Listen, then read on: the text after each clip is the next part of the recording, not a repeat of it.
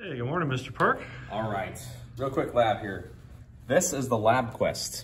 This is a data interface that's going to allow us to connect all sorts of sensors. And today we're gonna be measuring gas pressure. So, I'm gonna connect into channel 1. Looks like that cable only goes one way. It only goes in one way, that's right. All right, so right now— Kilopascals. Kilopascals, right. Wow. We don't want kilopascals. Let's go ahead and change this to units. Anytime you need to change a unit, you can tap on the meter. Whoops, wrong button. Tap on the meter, change units. Let's go to atmospheres because that's something that's easily relatable. Got it. Now, don't we live at 1 atmosphere? Well, 1 atmosphere at sea level, but there's daily fluctuations. So plus if you're in a building, it's slightly different too. Gotcha. So the idea is it's pretty much close to 1 atmosphere. So this is what's measuring that. This is Yep, that's the gas pressure sensor. Inside this little chamber with a little membrane, and then the air goes in there. And so it detects how much pressure there is in there and sends it to the LabQuest. Gotcha. All right, so what are we trying to do today? So today we're gonna evaluate the relationship between volume and pressure. So this is a bouncy air syringe. And I've set it to, geez. I got it, here it is. They're real slippery when they're— Behave. So,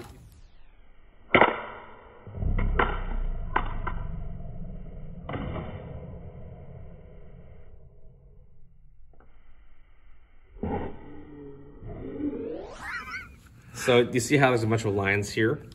Looks like there's a plunger, yeah, a rubber gasket. The plunger has 3 gaskets. The first is the one that we're paying attention to. The frontmost one? Okay. And I have it set at the 5 milliliter mark. So this measures milliliters. Okay, very good. So basically, when you attach this to the sensor, we are going to be measuring what 5 milliliters of gas is at what pressure. Okay. Right. Well, right now it's open to the air, right?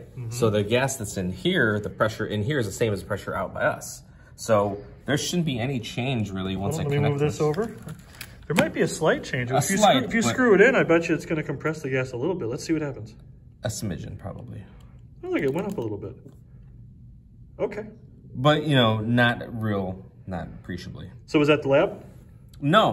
We just attached it. Now we actually have to go through and do the lab. Okay. So we've got it connected. The pressure in here is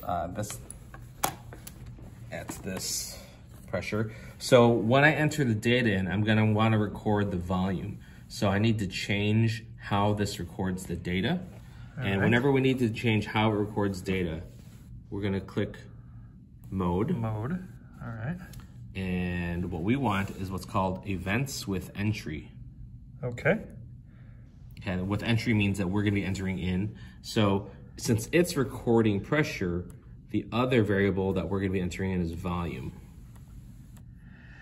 What is this syringe? What does it measure in terms of volume? That's 5 what? It's milliliters. Oh, good. We get to put our units in. I like that. All right. All right, and so hit OK. So events with entry. So if we were to say click an event, it would ask us what the volume should be? Yep. Oh, that's cool. Okay. So you guys aren't going to see our beautiful faces during this, but that's all right. So we're going to, Mr. Park and I are going to be partners in this endeavor. I'm going to be manning the syringe and he's going to be controlling the LabQuest. So what we need to do is whenever we use these, we want to go ahead and start our experiment. The way you start the experiment is you hit the little play icon, which starts the data collection. And since this is not time-based, we can take our time with it. We don't have to worry about it. But we can see that the value is stabilized for pressure. We can go back and forth and view the meter if we want to. And it's always going to fluctuate a little bit. That's in the, the 10,000 spot, so that's pretty good. Let's go back to the graph, Mr. Park.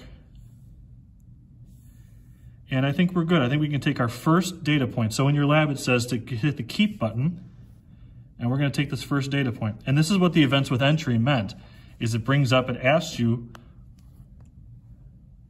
what we want to put in. So what is the volume? Well, we have it set to 5 milliliters. So if Mr. Parker just put that in. Very good. And it's as simple as that. Now the lab says to move this out to the next volume setting. So I'm going to move it out to 7 1/2.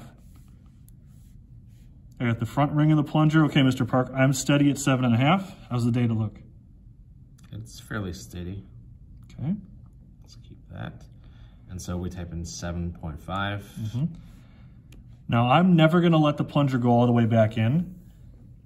I'm just gonna keep it where it's at. So now I'm gonna bring it to 10. Okay, Mr. Park, I'm at 10.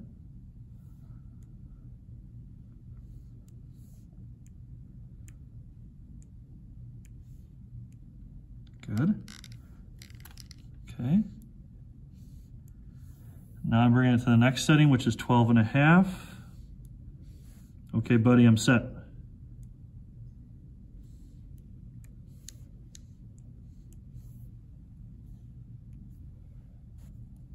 All right.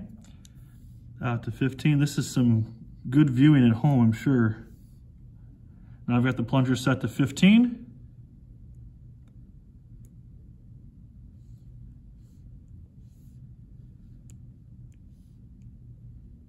Can you make it to 17.5? How come it's getting so hard? I don't know. Let's see, it's 16, 7, got it. It's getting hard to pull this out. It's getting hard to hold it. I don't know why. Might have to do with the air pressure that's trying to push that back in, right? I don't know.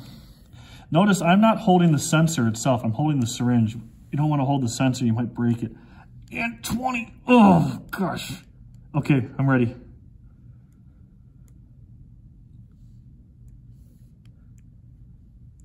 Let me know when you get it in. Okay. Yeah. Oh. Notice what happened when I let go of it. It shot right back.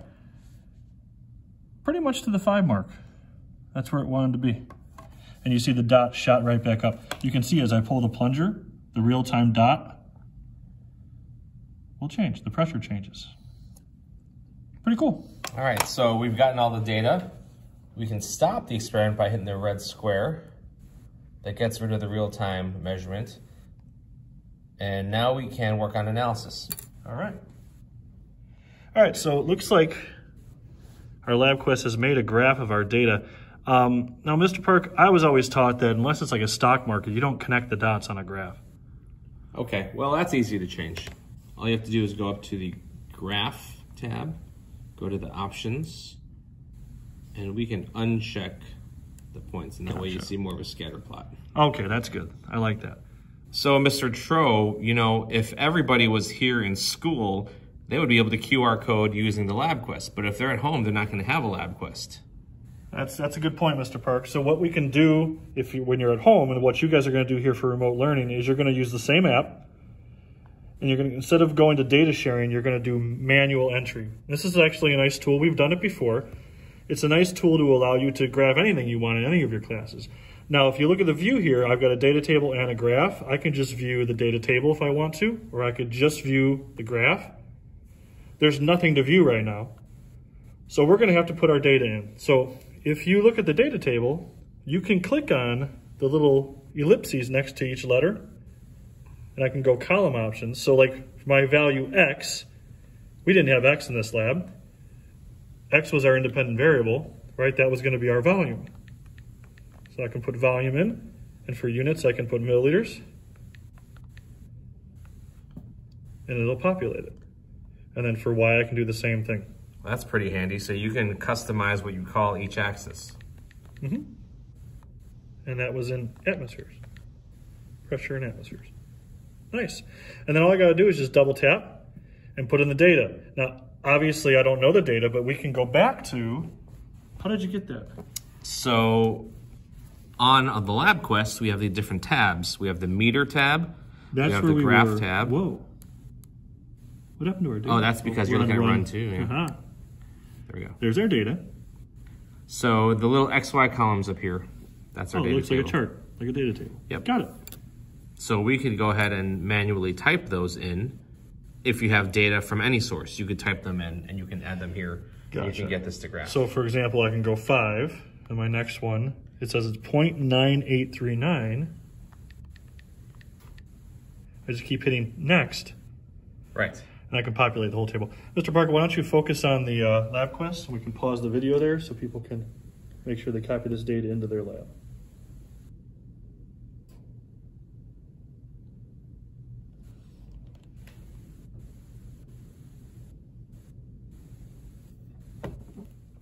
Okay, so obviously you should have all your data points populated. We didn't do it for you because we want you guys to be in charge of that. And you're going to get a graph out of this. And you guys have done this before. And if you are confused, the video is still linked on Schoology showing, there's a tutorial. There's like a 17-minute tutorial. Remember, you can click down here and you can apply a curve fit, whether you think it's linear or whether you think it's exponential, power or linear. You can also go graph options and you can put a title on your graph. All those things should be done before you upload your graph. Now, in the actual lab itself, it tells you that you should also create a graph that's pressure versus the inverse of volume. So instead of using 5 milliliters, we want to use 1/5 or the inverse. So if you go back to your table, you can easily click the ellipses after data set 1. You can add a new data set. And you can still put in your pressure the way it was. So our pressure was 0.9839. But the volume now, this is going to be 1 over volume. So if you click the ellipses, we can rename this 1. Where is it? There we go. 1 over volume. And our units obviously are going to be 1 over milliliters. Now it changes the first guy too. It's unfortunate, but all we care about is data set 2 right now. So, Mr. Park, I'm not good with math. 1 over 5. 0.2. Oh, okay. So I just go 0.2. That's all I gotta do? Well, you should do this for each value. So then when we go to 7.5, it'd be 1 over 7.5, right. whatever. Okay.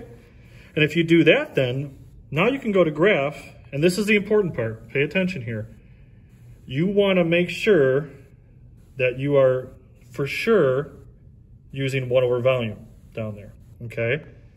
And we have data set 2 checked for pressure. So you want to make sure when you click here, you have data set 2 pressure, and that it's 1 over volume, and these are truly the 1 over volume values. Now, if you're struggling with that, you could also just create a new experiment. You could create a whole new experiment and start from scratch and just do You could calculate the values ahead of time and just plug in the values that you already calculated. Yeah, so if you're struggling adding a whole data set, if you're struggling with adding a data set and dealing with multiple data sets, just go ahead and make a new experiment. Whatever works for you. And then once they have the graph created, they take a screenshot, they insert that with their lab. Absolutely. So here's a graph that, wow, that's beautiful, right? I could either take a screenshot or I could just go right here to the share image and I could save image right to my camera roll. And then I can upload it in Notability. Okay? Cool, I didn't know you could do that. Yeah, it would be a lot more fun if we were actually in person, but you guys will have to make do at home. Okay. Whoa, whoa!